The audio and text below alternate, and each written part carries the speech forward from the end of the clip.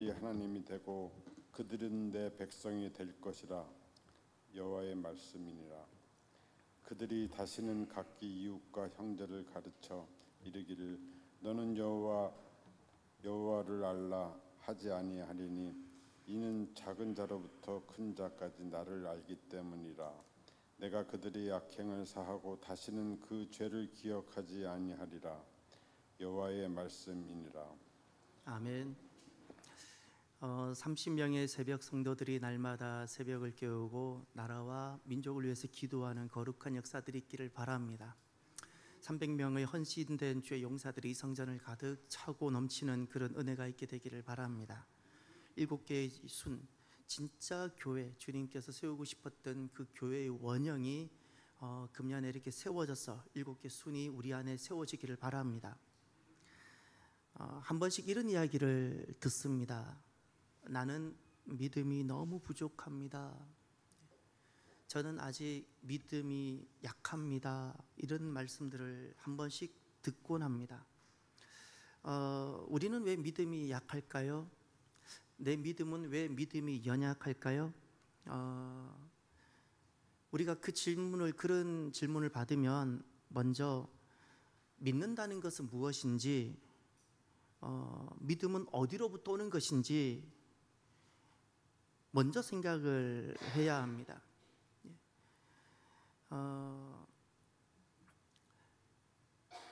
신앙생활은 은혜로 시작합니다. 은혜로 시작합니다. 그 은혜의 자리가 유월절 자리입니다. 예수님께서 나를 위해서 대신 모든 구속을 대신 치르시고 다 이루셔서 나에게 생명과 구원과 하나님 나라 천국을 선물로 주십니다. 그래서 그것을 은혜라 부릅니다. 구원은 은혜로 받고 구원은 선물이며 구원은 하나님의 사랑입니다. 그런데 우리의 믿음은 어디서 성장하며 나는 믿음이 강하다라는 것을 어디서 느끼는 관이 오순절 자리입니다. 오순절 자리는 주님께서 나를 자녀 삼아 주셨구나, 내 죄를 용서해 주셨구나, 나는 영원한 생명을 가졌구나, 나는 이제 이 땅의 전부가 아니라 나에게는 하나님 나라가 있구나라고 확증되는 순간입니다. 확증입니다. 이런 이야기가 있습니다. 미국을 출발해서 유럽을 가는 그 배표를 산 한 젊은이가 너무나도 유럽을 가고 싶어서 가진 고생을 하고 안 먹고 안 입고 열심히 돈을 벌어서 드디어 그 배표를 샀습니다. 근데 겨우 배표만 산 겁니다. 그리고는 드디어 그렇게 꿈에 그리던 유럽 여행을 하는 겁니다. 너무너무 기뻐서 배를 탁 타고 출발을 합니다. 근데 그 배가 한 달이 걸리는 거예요.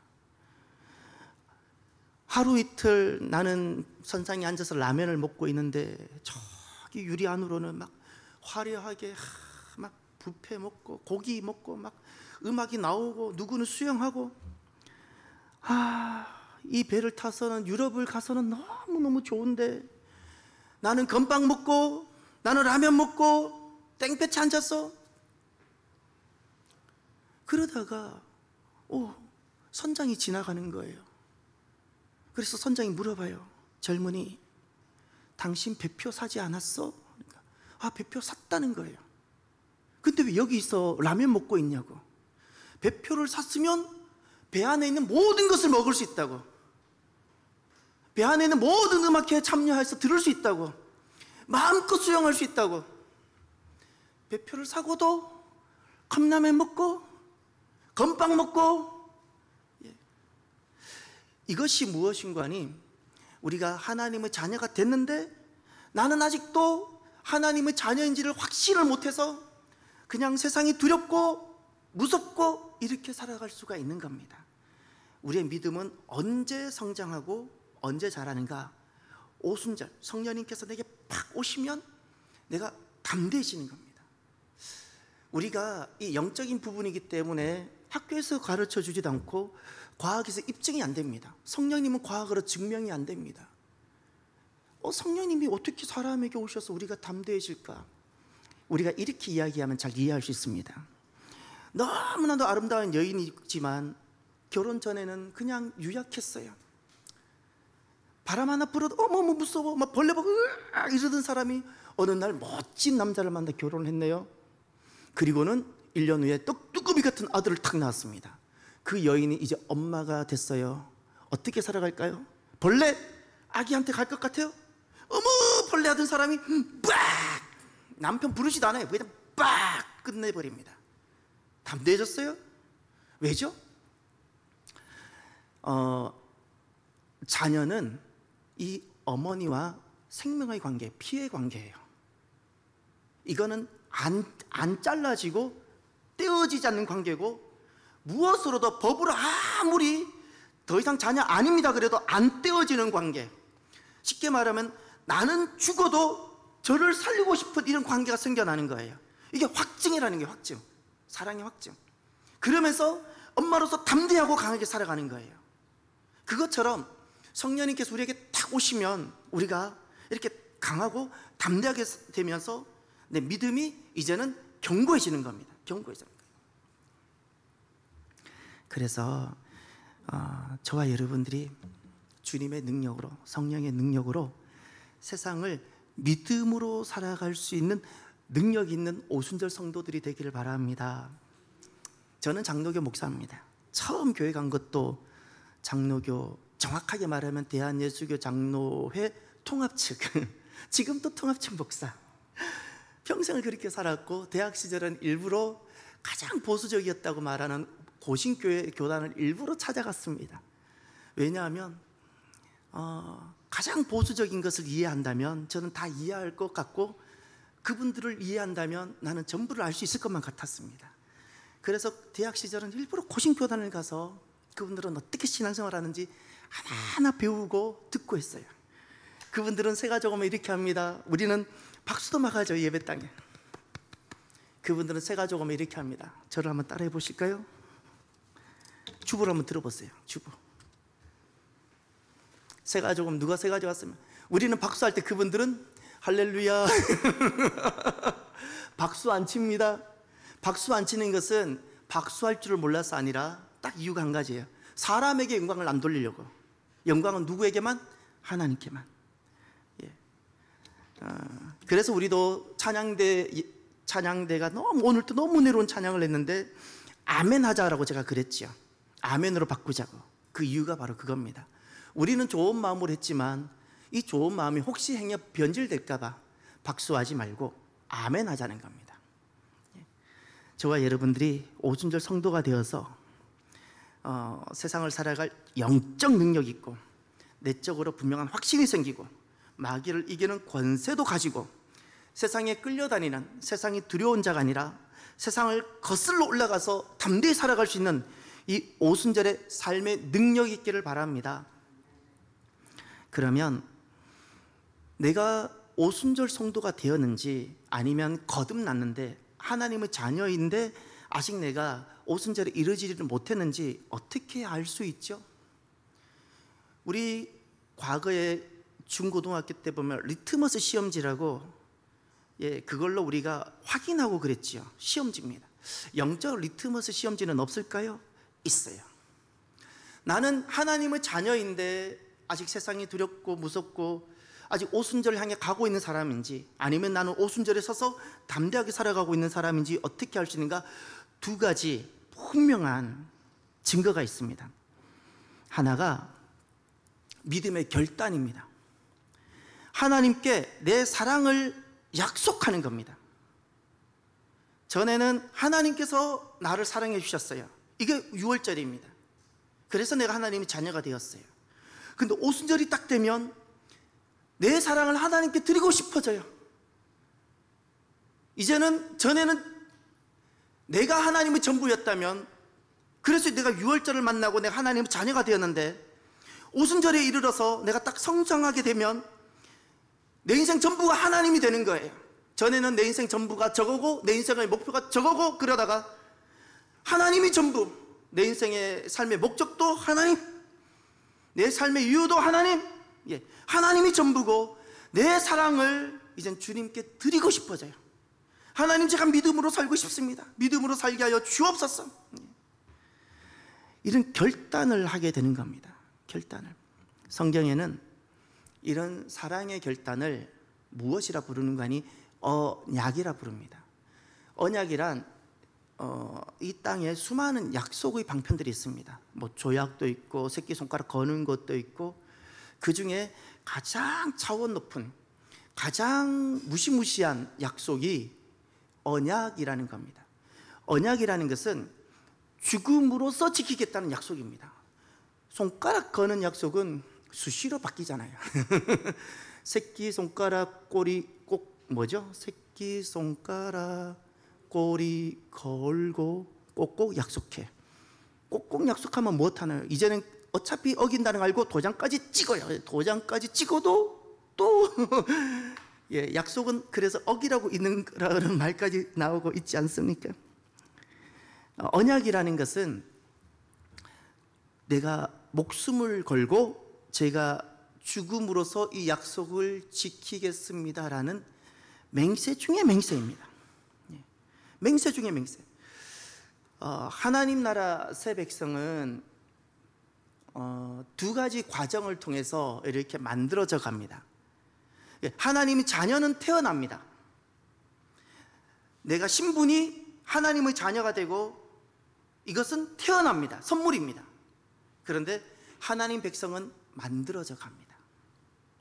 무슨 과정을 통해서, 어떤 믿음의 결단과 사랑의 약속을 통해서 만들어져 가는가? 하나가 하나님 말씀을 듣고 따르겠다는 신의 산 약속입니다. 언약입니다.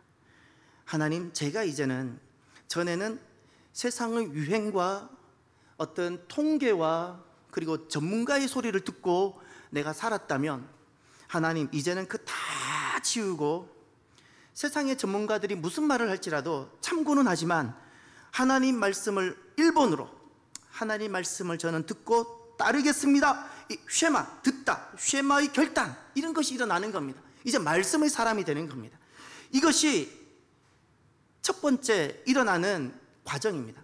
성령님이 오시면 우리 안에 일어나는 역사들이 말씀을 따르게 되는 겁니다. 말씀을. 그 증거가 구약 성경에는 하나님, 저는 이제 말씀을 따르는 언약의 사람이 되겠습니다. 그 증거가 바로 이스라엘 백성들 가만히 보세요. 성인식 할 때 그 자녀들이 13살이 되면 성인식을 하는데 그들의 성인식은 무엇이 하나 다른 거 함이, 성인식이 되기 전까지는 부모가, 아버지가 책임지고 모세오경을 다 외우게 하고 그대로 설명하지 않고 그대로 가르칩니다. 그냥 그대로 전합니다. 그 아버지도 그 아버지한테 그렇게 받았습니다. 저녁 먹는 시간은 저녁 먹는 시간이 아니라 하나님은 누구신지, 너의 아버지에게는 하나님은 어떤 분인지 낱낱이 전해줍니다. 그렇게 해서 성인이 되기 전까지 아버지는 어떤 책임을 지고 있는 거 아니? 가정의 신앙교사, 가정의 제사장으로 이 자녀가 13살이 되면 사춘기가 오고 스스로 자기를 찾아가게 될 텐데, 그 전에 스스로 하나님이 나의 아버지시고 나는 이제 하나님 말씀을 따라가는 사람이 되겠습니다까지 만들어주는 사람이 아버지 책임이에요. 아버지 책임. 가정에서 합니다. 가정에서. 아버지는 철저한 신앙교사입니다. 그리고 13살이 딱 되면 그 자녀를 성전에 데리고 갑니다. 엄청난 잔치를 합니다. 사촌 그리고 삼촌들이 다 모여서 돈도 막 준비합니다. 평생에 이 아들이 살아갈 지창금 같이 삶의 밑돈을 만들어줍니다. 큰 금액을 만들어줍니다. 우리나라로 말하면 몇 천만 원을 그때 만들어줍니다. 그 돈을 모아서 이 아들이 그때부터 그 돈을 경제를 알도록 해주는데, 중요한 것은 그 성인식에 성전에 올라가서 딱 한 가지를 받습니다. 아버지 손에서 지금까지 들었고 받았던 말씀을 이젠 이 아들이 직접 말씀함을 받습니다. 그 속에 딱 열면 말씀이 두루마리로 되어 있는 말씀이 들어있는데, 너는 이제 너 스스로 말씀에 순종하고 복종하는 말씀의 사람으로 너는 이제 살라고. 그리고 그 아들은 그것을 받고, 내가 성인이 되었다는 것은 몸이 자랐다는 것이 아니라 이제 내가 스스로 하나님 말씀을 듣고 내가 스스로 하나님 말씀을 따라 나는 살겠습니다라는 그 약속을 그 성인식 때 하는 겁니다. 성인식 때. 하나님 나라 새 백성은 어떻게 살아가고 만들어지는가? 말씀입니다. 말씀. 이것이 첫 번째 과정입니다. 그런데 이 결단은 깨어지기도 합니다. 그래서 오늘 32절에 보세요. 32절 하반절에 보면 이런 말씀이 있습니다. 내가 그들의 남편이 되었어도 그들이 내 언약을 깨트렸음이라. 여호와의 말씀이니라. 언약을 깨트렸다 그랬습니다. 이것이 시내산 언약, 말씀 언약이 깨어졌다는 겁니다. 그렇게 맹세했는데 깨어집니다. 요 하나님 말씀을 듣고 따르겠다는 말씀은 깨어지기도 합니다. 약속이 안 지켜지기도 합니다. 예를 들면 딱 이런 겁니다. 구약의 이스라엘의 실패를 기억하십시오. 구약의 이스라엘 백성들은 시내산에서 이 약속을 하나님 앞에 엄숙하고 거룩하게 약속을 했습니다. 그런데도 결국 실패하고 맙니다. 이유는 무엇이죠? 말씀을 받았습니다. 나는 이제 말씀의 아들로 살겠습니다 했지만 그 말씀으로 두 가지를 했어요. 하나님은 나만 사랑하고 너희들은 이방인이고 개라고 이 말씀을 나 안에 가두었습니다. 이걸 왜곡된 선민사상, 선민은 맞는데 왜곡된 선민사상이 바로 말씀을 깨고 있다는, 말씀을 지키고 있지 않다는 결정적인 증거이고, 또 하나 바리새인들 기억해 보십시오. 그들은 성경의 전문가고 알고 있는 그 말씀을 삶에 실천하려고 했던 사람들인데 왜 예수님은 그들을 그렇게 싫어하시고 왜 그렇게 예수님께 책망을 많이 받으셨을까요? 바리새인의 실패를 기억하면 무엇이 언약을 깨고 있는 삶인지를 알 수 있습니다. 그것은 그 많은 말씀에 대한 이해와 그 많은 지식을 가지고 정죄하며 살아가는 겁니다. 바리새인은 철저하게 정죄했습니다. 제자들은 손을 씻지 않았으니까 잘못이고, 예수님은 세리들과 죄인들과 가까우니까 잘못이고, 날마다 모든 것을 입으로는 다 말씀인데 그 말씀으로 사람을 세우는 것이 아니라 그 말씀으로 다 사람을 무너뜨리고 다 사람 자빠지게 하고 다 정죄하고 실패입니다. 첫 번째 언약을 실패하고 있는 증거입니다. 그래서 우리가 하나님 백성은 두 가지 과정을 통해서 만들어지는데 이 말씀의 과정입니다. 그런데 이 말씀의 과정은 우리가 아무리 결단해도 깨어줄 수 있다는 것을 기억하셔야 됩니다. 그래서 두 번째 과정이 꼭 필요합니다. 첫 번째 과정도 너무너무 중요합니다. 이 첫 번째 과정은 필요합니다. 그런데 이 과정을 완전하게 하기 위해서 두 번째 과정이 필요한데 그것을 통해서 진정한 새 백성이 만들어져 갑니다. 그 두 번째 과정이 오순절 과정입니다. 오늘 본문 31절을 보십시오. 여호와의 말씀이니라. 보라, 날이 이르리니 내가 이스라엘 집과 유다 집에 새 언약을 맺으리라. 아멘. 옛 언약이 시내산 언약입니다. 이제는 하나님 말씀대로 살겠다라는 겁니다. 그런데 그것은 우리가 깨어버립니다. 분명히 결단할 때는 사실입니다. 그런데 우리가 연약하고 부족해서 지켜내지를 못합니다. 그래서 주님은 우리에게 새 언약 두 번째 과정을 제시하셨습니다. 그 두 번째 과정이 무엇이죠? 그것이 바로 성경을 한번 보시길 바랍니다. 사도행전을 한번 찾아보시겠습니까? 사도행전 1장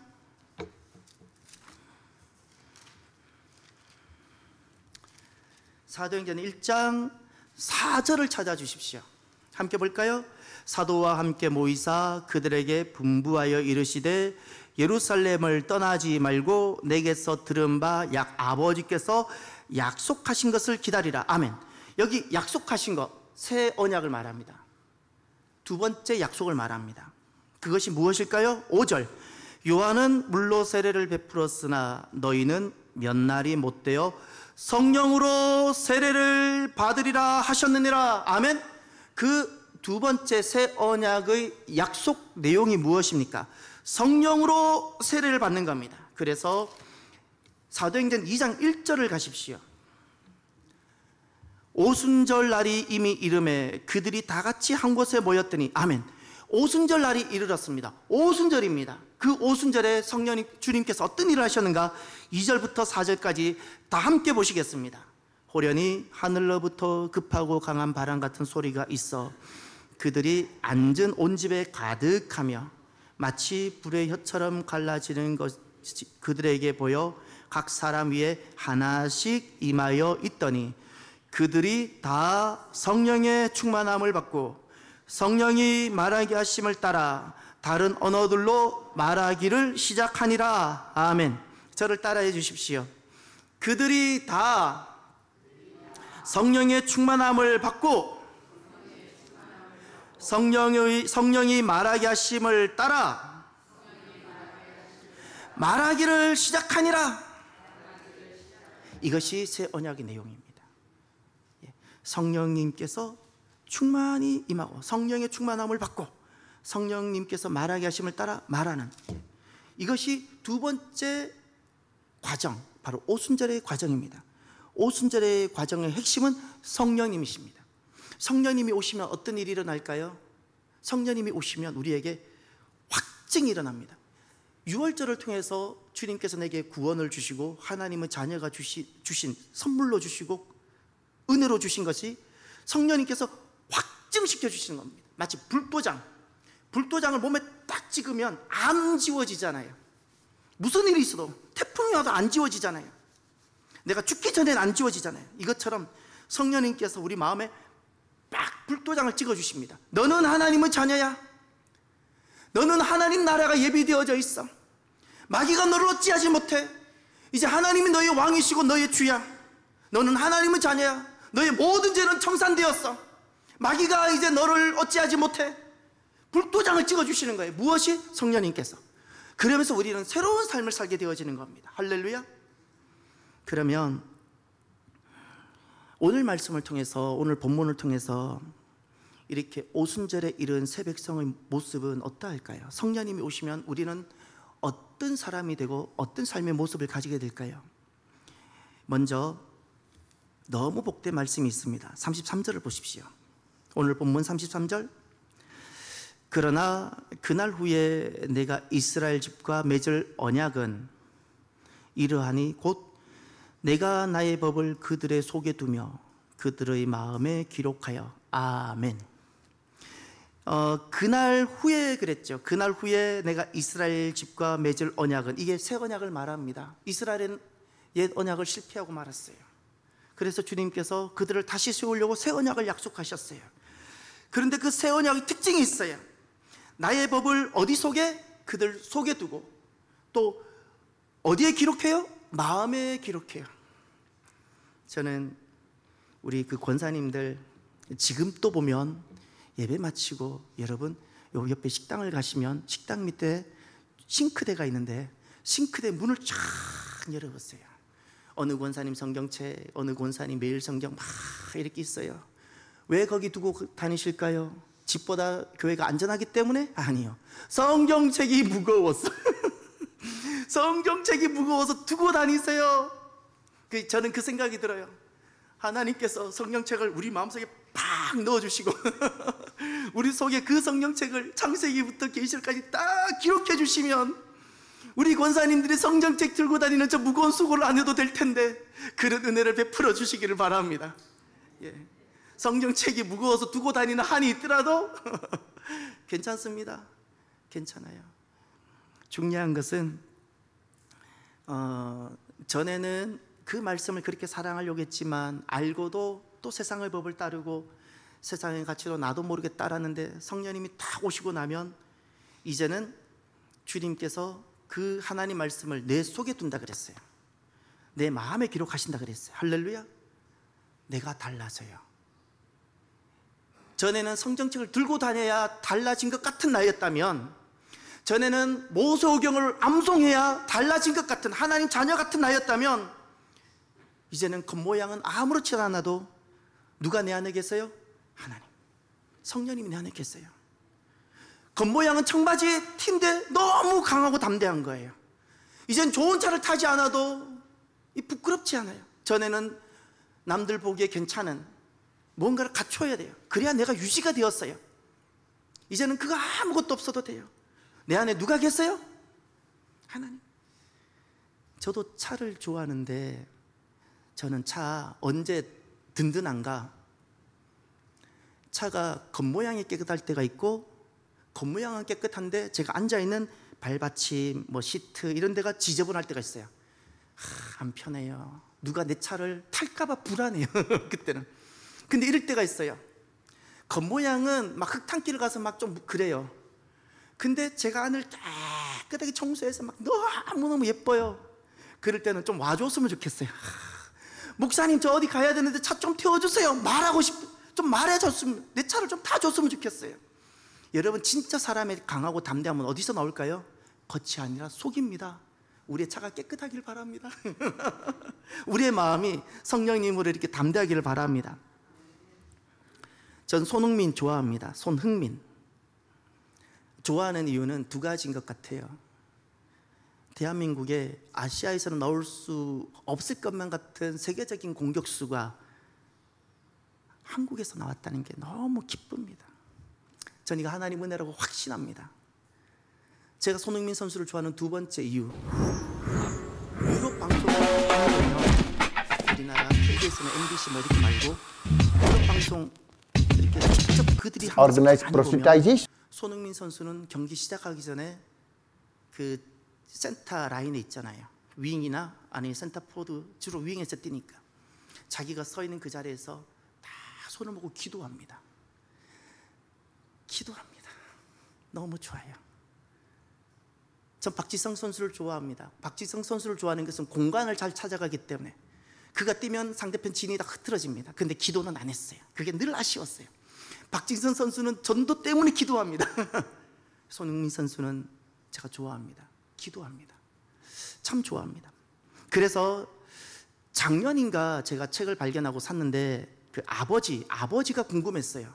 손웅정. 도대체 그의 아버지는 손흥민이라는 선수를 어떻게 했기에 이렇게 만들어냈을까? 그의 아버지가 손흥민을 어떻게 양육하고 길렀는지 스토리를 쭉 만들어낸 책이 나왔더라고요. 모든 것은 기본에서 시작한다. 그 책을 쭉 보면 한 가지 딱 눈에 들어오는 몇 가지가 있었는데 그 중에 한 가지 이렇게 이야기를 하더라고요. 축구는 야생의 스포츠이고 인간의 원시성을 그대로 보존한 운동이라고. 그래서 필드에 들어가면 사람들은 야수로 변하는 선수가 있고, 두 번째 약삭빠른 깨돌이로 변하는 선수가 있고, 세 번째 심판 보이지 않는 가운데 반칙을 난무하는 선수가 있고, 네 번째 매우 거칠고 격렬하게 싸움하듯 하는 선수가 있다고 합니다. 그러면서 하는 말이 무엇인가니 본인이 국가대표 상비군으로 또 우리나라 프로 선수로 그렇게 뛰다가 본인은 다쳤어요. 그래서 그만 빨리 떠났어요. 나는 왜 열심히 잘해보려고 했는데 실패했는가를 생각하면서 비로소 깨닫고 아들에게 무엇을 가르쳐 주는 거 아니? 축구는 기술이 좋아야만 되는 것이 아니라 고도의 심리전이 전개되는 그 필드에서 두뇌 싸움의 장인데 아들에게 이것을 끊임없이 가르쳐 줍니다. 내가 먼저 날 다스리지 않으면 상대를 이길 수 없다. 너가 아무리 기술이 좋아도, 너가 세상에 제1번 기술자일지라도 너가 너 자신을 다스리지 않으면 너는 못 이긴다. 모든 경쟁은 결국 나를 극복하느냐의 문제라는 거예요. 나를 극복하는 거예요. 어떤 기술과 어떤 힘으로 다른 사람을 제압하는 것보다 더 가치 있고 더 훌륭한 것이 바로 나 자신을 극복하는 것. 오순절 성령님이 딱 오시면 비로소 내가 나를 다스리게 됩니다. 왜죠? 성령님이 어디에 임하시죠? 내 마음. 전에는 겉모양은 훌륭했는데 내가 안 다스려졌어요. 내가 나를 못 다스리겠어요. 내 속사람이 엉망인 거예요. 사람들이 내 속사람을 볼까봐 무섭고 두려워요. 근데 성령님이 오시면 내 속사람이 강하고 담대해집니다. 할렐루야. 전에는 보여주는 나로서 살았는데 성령님 내게 오시면 보이지 않는 내가 세워지는 겁니다. 세워지는 겁니다. 전에는 외부로부터는 너무 영향을 많이 받았어요. 사람들 소리 하나에도 영향을 받았어요. 이제는 성령님이 오시면 내 속사람이 세워지니까, 내가 세워지는 것이 속사람에 있으니까 외부에 저런 바람이 불고 저런 태풍이 불어도 나는 견고한 거예요. 할렐루야. 이것이 바로 성령님이 오시면 일어나는 마음이 아름다운 모습입니다. 마음이 아름다워집니다. 마음이 아름다워져요. 그러면 마음이 성령님께서 이렇게 오시면 이제 내 속사람, 내가 세워지는데, 내 속사람이 세워지는데, 그때 오순절 새 백성의 속사람이 세워진 두 가지 실천적인 모습이 있습니다. 하나가 순교신앙이고 두 번째가 선교신앙입니다. 이제 33절을 보십시오. 하반절. 그들의 마음에 기록하여, 그 다음부터 봅니다. 시작. 나는 그들의 하나님이 되고 그들은 내 백성이 될 것이라. 여호와의 말씀이니라. 아멘. 저를 따라합시다. 나는 그들의 하나님이 되고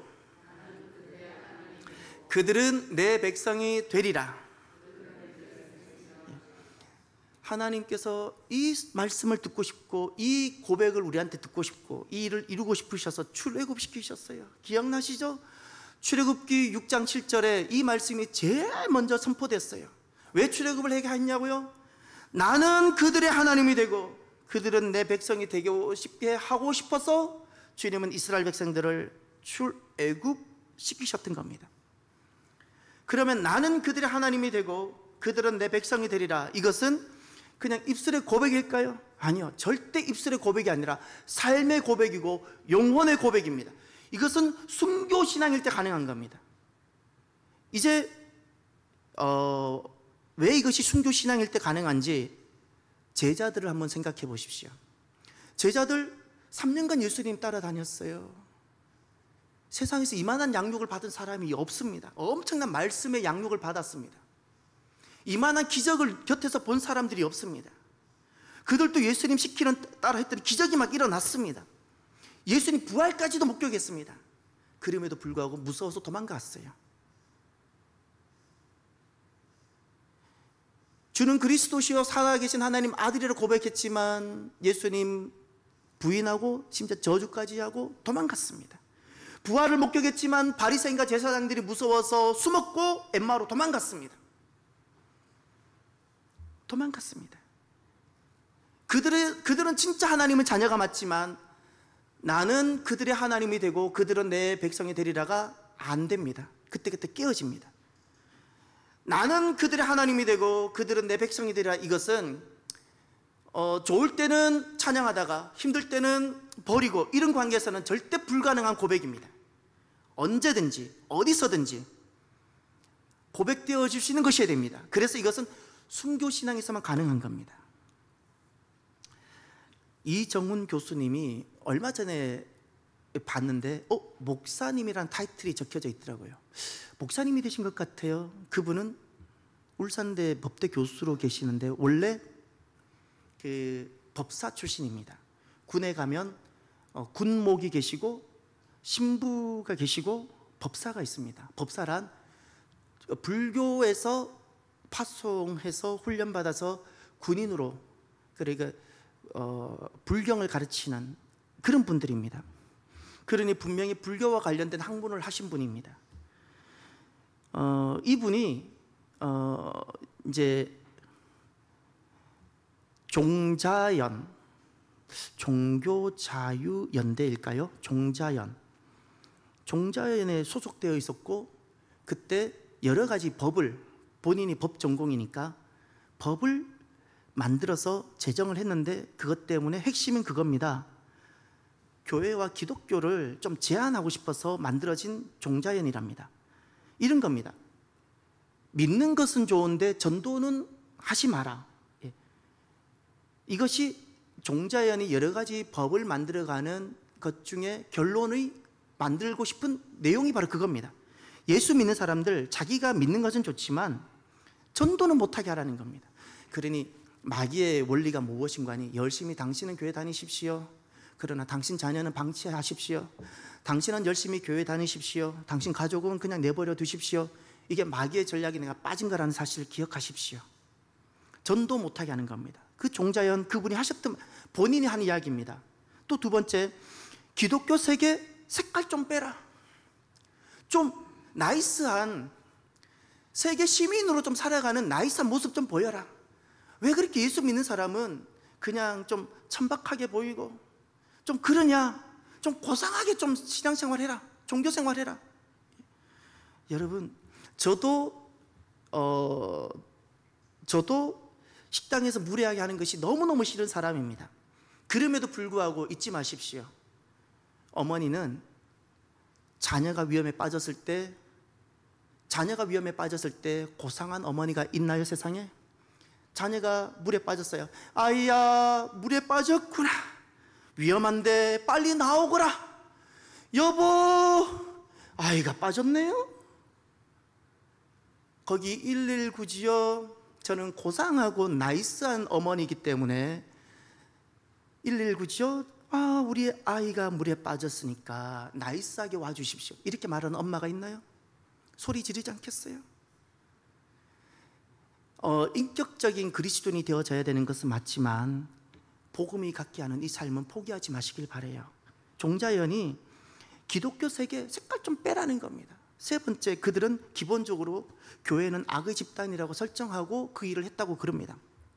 그러면서 그 당시 이정훈 교수였죠. 지금은 그 교수직을 은퇴하셨나, 사표 냈나 모르겠습니다. 그분이 교회를 알기 위해서 성경과 교회사를 연구를 하기 시작했답니다. 그러면서 이분이 예수님을 만난 거예요. 성경을 읽다가 예수님을 만나버렸어요. 중2셨는데 한때는. 교회사를 연구하다가 교회를 알게 된 거예요. 성령님을 만난 거예요. 교회사 중에서도 한국 교회를 무너뜨리기 위해서 종교개혁사를 집중해서 봤답니다. 왜냐하면 우리가 종교개혁 위에 우리가 한국 교회가 있으니까. 종교개혁사를 보다가 두려움이 밀려왔답니다. 언제 두려움이 밀려왔는가? 저는 그분 이야기 해줘서 너무 좋았습니다. 세상 밖에 있는 사람들이 교회를 어떻게 생각하고 세상 밖에 있는 사람들이 언제 교회를 직면할 때 두려워하는가를 알게 되었기 때문에, 그분이 세상 밖에 있을 때 교회를 무너뜨리기 위해서 작업하다가 언제 두려움을 느꼈는가? 첫 번째, 순교 히스토리를 만날 때. 불교에는 없어요. 죽음 앞에서도 굴하지 않는 모습이 없어요. 그런데 예수 믿는 사람들은 죽음 앞에서도 굴하지 않더라는 겁니다.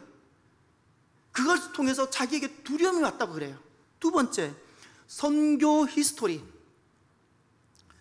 다른 데는 없어요. 내가 중요하고 내 거 아끼고 살아가지, 왜 내 거 가지고 아무런 관계없는, 일면식도 관계없는, 피 하나 섞이지 않는 그들을 위해서 내가 왜 저렇게 구차하고 힘든 삶을 왜 살아야 되죠?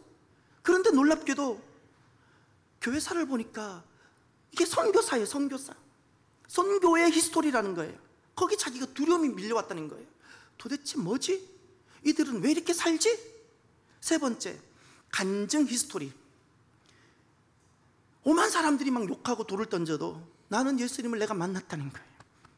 그러면서 자기가 만난 예수님을 이야기하더라는 거예요. 이런 이야기를 보면서 사람들의 시선과 사람들이 그 질타에 주저하지 아니하고 자기가 만난 예수님을 전하는 그 모습을 보면서 두려워졌다는 겁니다. 이들은 도대체 뭐지? 뭐지?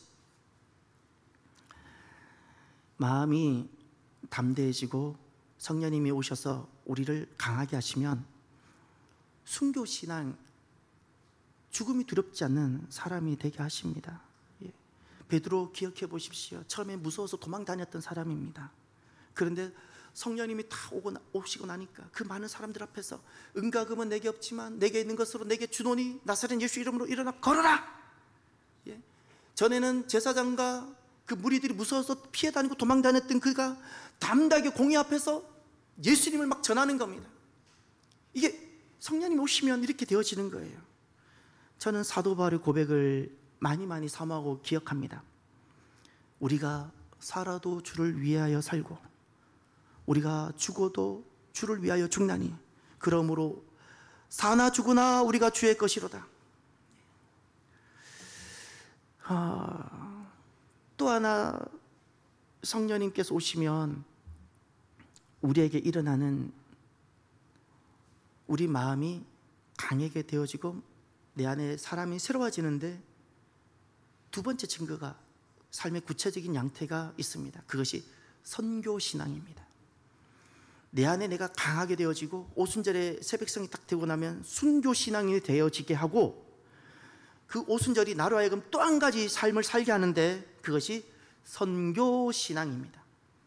이제 오늘 본문 34절을 보십시오.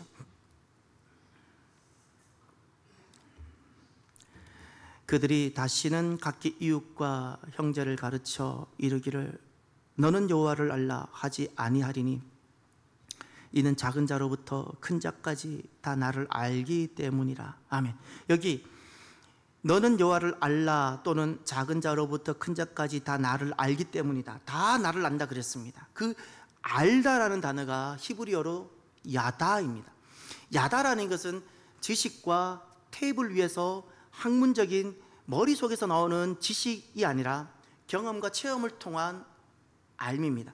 한국 정서로 말하면 이것은 사랑입니다. 하나님을 사랑하게 되어지는 겁니다. 성령님이 오시면 내가 죽음도 두렵지 않는 그 자리에 성령님은 우리를 세워가시고 그래서 이기게 되는 겁니다. 이기게 되는 겁니다. 전에는 벌레도 무섭고 무서웠던 사람이 자녀가 태어난 어머니가 되고 나면 그 벌레가 자녀한테 가까워 바로 하는 것처럼 성령님이 오고 나시면 전에는 세상이 그렇게 무섭고 두려웠던 사람이 담대하게 죽음도 두렵지 않는 그런 자리에 서게 되는 겁니다. 그런데 또 한 가지가 무엇인가 하니 하나님을 사랑하는 자리에 서게 하십니다. 성령님께서 전에는 이것도 사랑하고 저것도 사랑하고 사랑하는 것이 그렇게 많았는데 성령님께서 딱 오시면 내 남은 삶은 그렇게 하나님을 사랑하고 싶어지는 겁니다. 주님께 내 사랑을 드리고 싶어집니다. 그러면서 그 주님께 사랑을 드리고 싶은 것이 무엇으로 나타나는가? 선교로 나타납니다. 일면식도 없는데 나는 저와 피 한 방울 안 섞였는데 내가 주님께 받은 사랑이 너무너무 커서 그 사랑으로 저를 사랑하는 겁니다. 이것이 선교입니다. 이것이 선교입니다. 선교는 선택이 아니라 성령님이 오시면 자동으로 되는 겁니다. 증인이 되라가 아니라 될 것이다 말씀하셨어요. 이건 자동적인 겁니다. 그러니 오순절에 이르게 되어지면 순교신앙과 선교신앙은 내가 할까 말까가 아닙니다. 오순절에 이른 성도들은 누구나가 어린아이든 작은 자이든 큰 자이든 누구나가 순교신앙과 선교신앙의 자리에 서서 세상을 이기며 하나님 나라를 오게 하고 이렇게 살아가게 되어지는 겁니다. 성교 영상을 하나 볼까요? 영상을 잠깐 한번 봅시다. 시간이 좀 갔지만 잠깐 영상 하나 보겠습니다. 2분짜리입니다.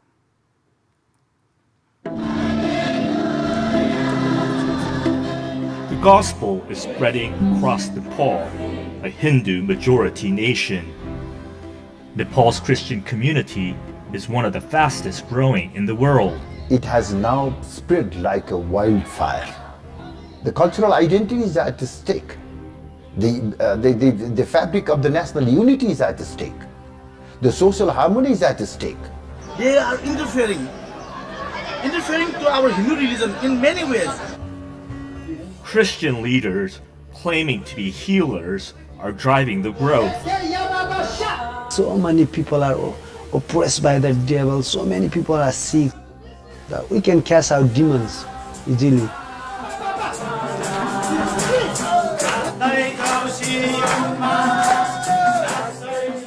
Working behind the scenes are South Korean missionaries.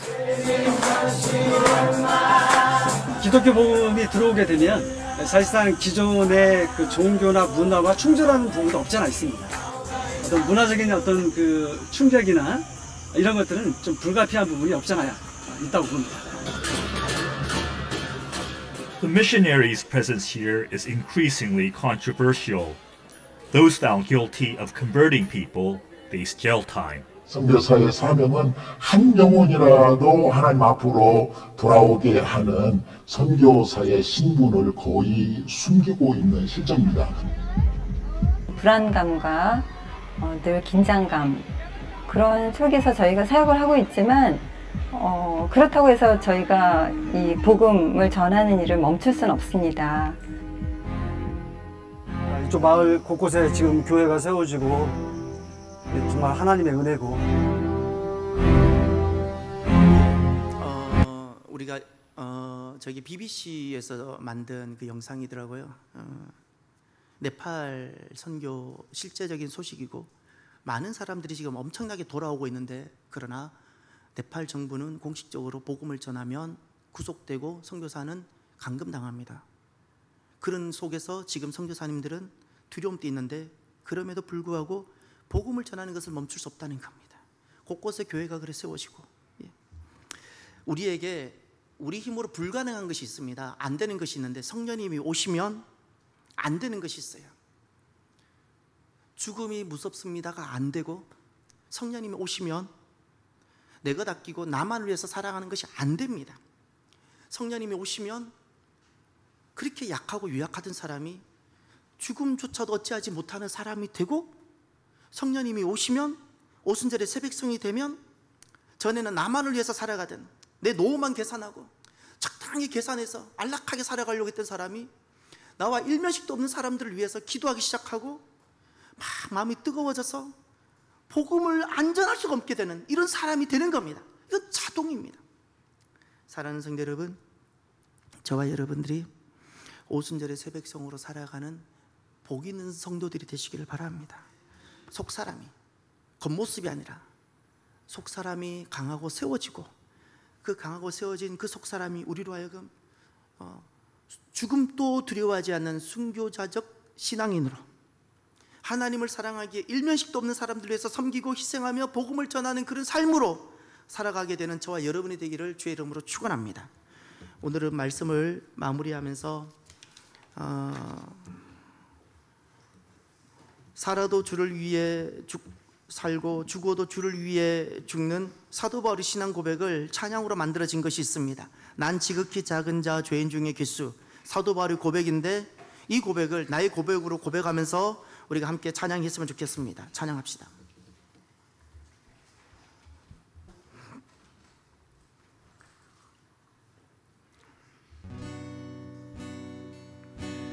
난 지극히 작은 자 죄인 중에 괴수, 무익한 날 부르셔 간절한 기대와 소망 부끄럽지 않게 십자가 정케 어디든지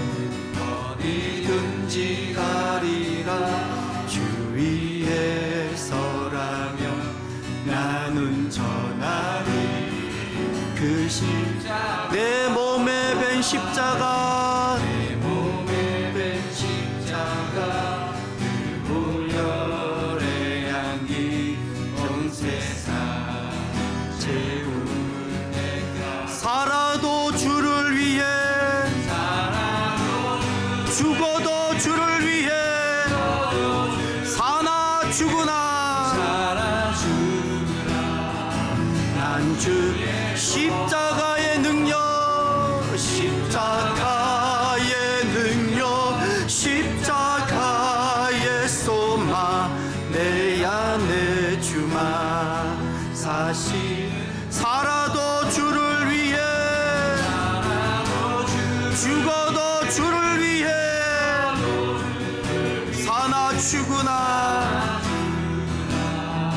난 주의 것 십자가의 능력 십자가의 소망 내 안에 주만 사시는 것 지극히 작은 자 죄인 중에 괴수 무익한 나 부르셨어